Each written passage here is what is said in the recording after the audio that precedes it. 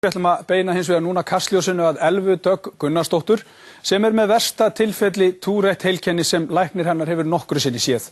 Mánuðum saman hefur hún beðið eftir að Tryggingastofnun veiti fjárheimild fyrir aðgerð þar sem rafskaut yrðu grædd í heila hennar en það hennar síðasta úrræði því engin lyf hafa virkað á einkennin.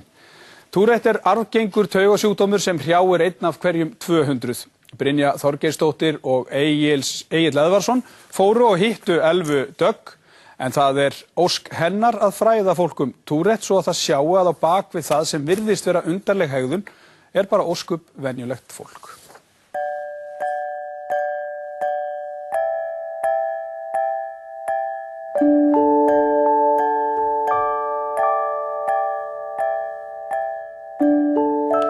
Hvernig koma Tourette einkennin fyrst og fremst fram hjá þér?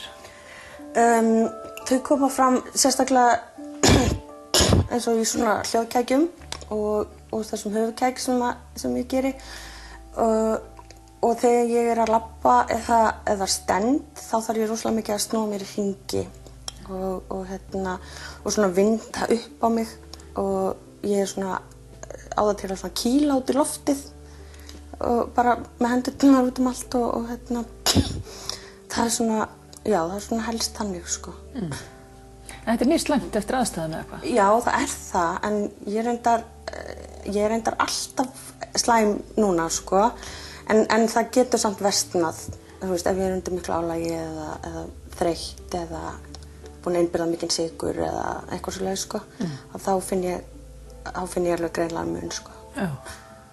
Og hvenær fórstu að finna fyrir þessu fyrst? Fyrsta kækjum minn fékk ég þegar ég var 6 ára. Var það eitthvað strítt? Nei, mér var ekki strítt á kækjunum mínum, sko. Mér var meira strítt, sko, var með mjög lélegan félagsþroska sem mjög algengt með börn sem eru með Tourette og svona. Og það var meira það sem olli svona stríðni og svona, já, svona léleg samskipti. Og svo fer þetta svona ágerast mikið upp úr 20 og svona síðustu 2-3 árin þá þetta búið að vera að versna mjög mikið, sko. Þá hef ég hef verið að taka köst þar sem að ég svo slæm að ég get ekki borðað sjálf. Það þarf að skera honum með matinn og get eiginlega bara ekki gerst neitt, sko. Ég þarf eiginlega bara að liggja út af og því að þá eru kækirnir ekki svona miklir, sko.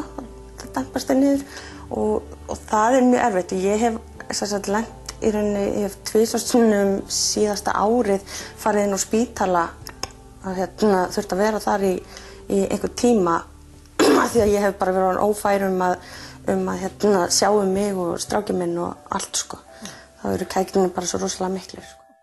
Æ, hvað settur? Hvað hann gamall núna? Hann svona, eins og hálfs. Þeir eru að breytast líka í gegnum tíðina.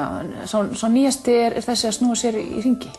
Já, hann svona einn af þessum nýju. Ég búin að vera með hann í svona ár. Hann mjög svona hvimleiður, sko. Af því að hann er svo mikill. Ég á mjög erfitt með að labba til dæmis. Af því að ég þarf að snúa mér hringi bara á nokkra skrefafresti, sko. Sem mjög svona hvimleitt og þú veist, þó ég kannski ekki, þú veist, ég geti þetta labbað og svo bara snúa mér hringi. En ég hef bara ekki þolinmæðina í það. Þú veist, þetta verður svo ofsalega pirrandi, sko. En hvað ertu að hugsa þá á meðan? Geturðu sleppt í að snúa þér í þessa hringi? Sko, ég get sleppt í, en þá verð ég bara verri af kækjum eftir það, sko. Og þú veist, verri af öðrum kækjum í staðinn. Og það svona eins og þetta byggist einhvern veginn upp og svo bara þurfum maður að springa, sko. En geturðu lýst í hvað fer gegnum hugan á þér? Þetta ósjálfrátt þegar þú ert að gera þetta? Sko, þessu lýst sem ósjálfráðum hreyfingum og kækjum. Sko, ég veit ekki alveg hvort, sko, mér finnst kannski ekki alveg hægt að segja þetta sé ósjálfrátt. Ég myndi halda að ósjálfrátt væri eitthvað frekar þannig að maður situr svo allir fer bara hendina manna af stað. Maður að, þú veist, ég geri þetta sjálf. þú veist, ég geri kækina, þú veist, ég ekki að fá krampa í rauninni í hendina en svoleiðis, en þetta er svona knýjandi þörf, þetta er svona ofboðsleg þörf fyrir að gera hlutin og þú veist, það læknirinn sem ég fór með til fyrst, hann lýsti þessu nokkuð vel þegar hann sagði að þetta væri svolítið eins og kláði, þú kannski hugsaðir, ok, ég ætla ekki að klóra mér sko og eftir því sem þú hugsar það meira, því meira þarftu að klóra þér, þangað til þú bara gefst upp og þarft að gera það og þetta er, ég myndi segja að það væri svolítið svona góð lýsing á þessu.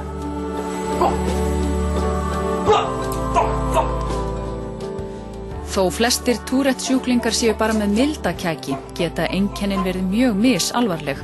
Það er algengt að fólk haldi að Tourette-sjúklingar blóti í sífellu, staðreyndin er sú að það er sjaldgæfur kækur. Ég hef alveg átt að til að einangra mig svolítið út af þessu, ekki vilja fara út á meðal fólks og svona. En ég hef líka verið svolítið hörð við sjálfa mig að leyfa mér það ekki og stundum sko því að þetta er náttúrulega orðið mér náttúrulega voðalega eðlislægt sko að þá á ég alveg til að þú veist, ég fer kannski út og ég ger fullt af kækjum og það er alltaf að horfa á mig sko og þá er stundum bara, voðalega hlýt ég að líta vel út í dag, það er alltaf að horfa á mig svo svona, nei, það er sennilega út af kækjum minni svo allir að horfa á mig sko þannig að þú veist, ég á til að gleyma þess aðeins sko, þó ég sé alltaf að gera þetta og en jú, þetta getur að vera erfitt og pirrandi og leiðilegt að sé vera að glápa á mann og svona en maður náttúrulega verður að sýna því vissan skilning þetta er undarlegt. Það kom svo brjálað eftir 6 ár.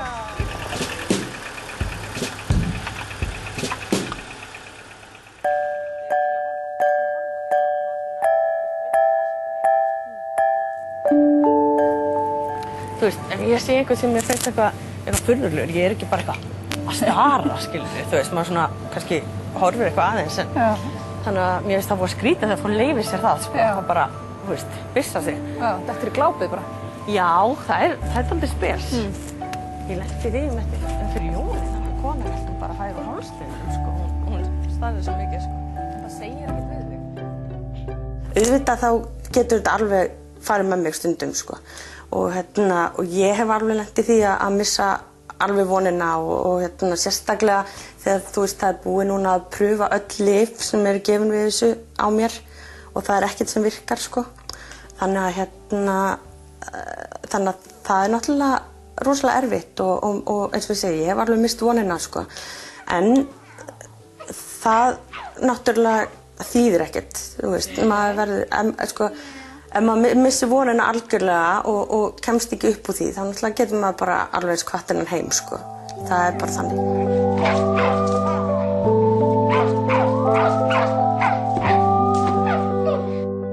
Þegar í ljós kom að engin lyf virkuðu á einkennin hjá Elvu, fór hún að leita annarra leiða. Á netinu fann hún upplýsingar rafskautaígræðslu sem gerðar voru á Tourette-sjúklingum í Bandaríkjunum með góðum árangri. Slíkar aðgerðir hafa eingöngu verið gerðar á Parkinsons-sjúklingum hér á landi. Nú hefur Elva beðið síðan síðasta sumar eftir að komast í slíka aðgerð, fyrst íslenskra Tourette-sjúklinga.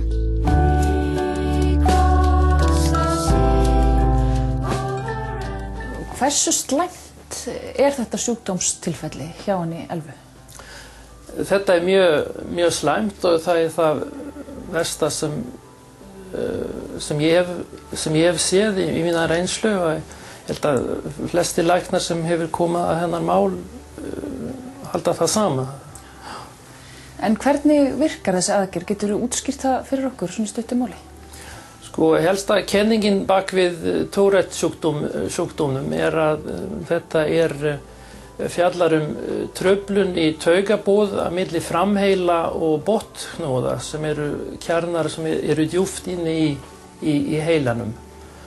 Og með þessi rafskautaðgerð getur maður svona breytt taugaboðin og aðgerðin byrja með flókin mæling þar sem skurðlæknirinn með hjálp myndana frá segulómstækinu og tölvusneiðstækinu finnir réttan stað fyrir rafskautana Svo borað 2 hólur, göt í höfuðkúpunni. Rafskautina eru settar inn. Það djúpt inn í heilan, þetta líklega svona 5, 6, 7, 8 centimetra niður í heilanum. Rafskautin svo tengd við rafleiðslu sem fyrir utan höfuðkúpu undir húð og leiðir svo niður alla leiðinu á brjóstkassa þar sem gangráðin staðsett einnig undir húð. Þetta eldri tegund en gangráðin lítur út svona í laginu og þetta sem sagt bæði batteri og tölva sem hann svo í framhaldinu getur stýrt utanfrá með þetta tæki sem ég með hér. Nú hefur Elva beðið síðan síðasta sumar eftir að komast í slíka aðgerð, fyrst íslenskra Tourette-sjúklinga. Þó aðgerðirnar séu enn á tilraunastigi við Tourette hefur árangur af þeim sem þó hafa verið gerðar verið góður í meirihluta tilfella.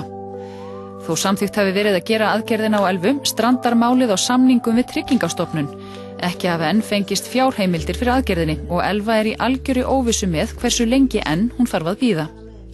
Þetta gæti verið eitthvað sem gæti gefið mér algjörlega nýtt líf og einhvern veginn, manni finnst það rosalega erfið tilhugsun að það séu peningar sem að standi í veginum fyrir því, sko. Eins og heilbrigðiskerfi í dag á að vera ókeypis og allt þetta og allir að borga það með sköttunum sínum og svona, en þetta, það snýst allt peninga í heilbrigðiskerfinu. Það bara þannig. En mamma, ég sé Kónguló í þessu. Já, hún svolítið feit og partarlega þessi. Lekk. Og ég bara rasta. Þetta Kónguló. Þú veist, ég var alveg velti fyrir mér, sko, eins og núna, þú veist, þá ég á örorkubótum. Þú veist, hvort dýrara í rauninni fyrir þjóðfélagið að maður fari í svona aðgerð og geti jafnvel öðlast, sko, algjörlega nýtt líf, komist út að vinna, þarf ekki á, þú veist, sjúkrahúsvist að halda, sko. En, þú veist, það engin atvinnurekandi að fara að ráða mig með alla þessa kæki, þú veist, ef maður kemur í viðtal, þá það í rauninni bara búið spil, sko. Og sem alltaf mjög leiðilegt, en þannig bara staðan. Ég tala nú ekki í, þú veist, árferðinu núna þegar það eru, þú veist, 100 mann sem sækjum alla vinnu, sko. Þannig að það þú veist, þetta gæti haft mjög mikla breytingar í för með sér fyrir mig. Hvað það sem þú hlakkar mest til að geta gert? Ég hef svolítið hugsað þetta svona síðasta árið eftir þetta varð svona raunhæfur möguleiki. Ég held að það sem ég hlakka mest til, ótrúlega satt, þá langar mér rosalega að geta farið út að hlaupa. Ég hef aldrei verið mikið fyrir líkamsrækt, en þetta finnst mér einhvern veginn og geta farið út að labba og þurfi ekki stanslaust að vera að snúa mér í hringi og geta bara labba eðlilega og svo það þessi von að ég geti farið á ADHD-lyf ef þetta gengur upp. Að ég hef ekki getað farið á þau lyf sem hafa virkað best á mig út af því að það eykur kækina hjá mér. En það svona það sem ég hlakka mest til að geta gert.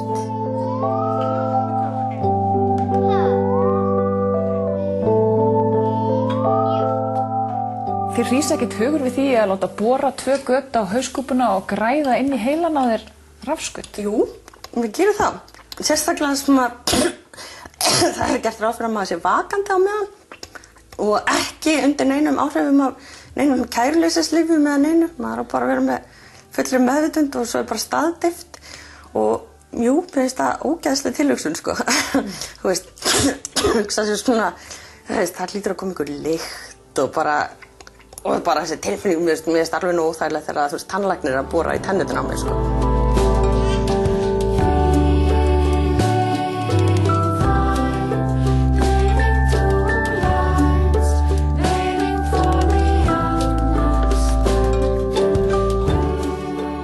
Skemmtilegast við þetta að ég fæ fjarstýringu og þannig að ég þarf að geta komið upp aðstæður þar sem slöknar á þessu eins og fólk hefur lent í, þú veist, þegar það er að bora og eitthvað svona, ekki að ég sé mikið að bora en þú veist, hver veit, og þá þarf ég að geta kveikt á þessu aftur og þannig að ég svona hef sagt að ég verði svona draumakona allra karlmanna því ég kem með fjarstýringu eftir þetta þannig að það verður alveg, ég verður rosalega vinsæl.